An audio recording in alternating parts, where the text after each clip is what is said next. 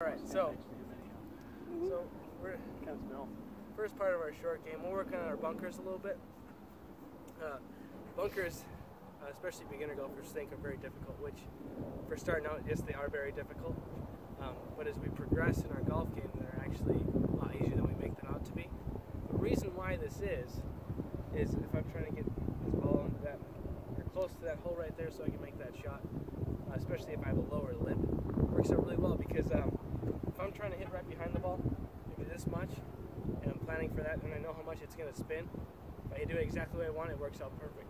If I hit it fat, hit too much sand, it's not going to carry as far, but it's not going to have as much spin, it's going to release further. And if I catch it thin, it's going to fly further and stop faster. So we get a little better window of our contact when it comes to bunker shots. They've made these special for us to use in here.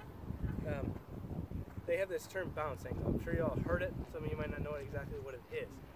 If I were to put this on a flat surface, all that shaft straight up, you can see that little bit of light in between my fingers and the bottom of the club there. So that angle that it goes up compared to my hand, that's the bounce angle.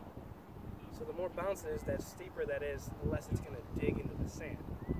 So how that helps us is if we hit that bounce on the sand, it's going to keep the face of it from going down in and then not going anywhere. So that's very helpful. And then the other thing we have to do is make sure we swing through. If I stop, the ball's not going to go anywhere.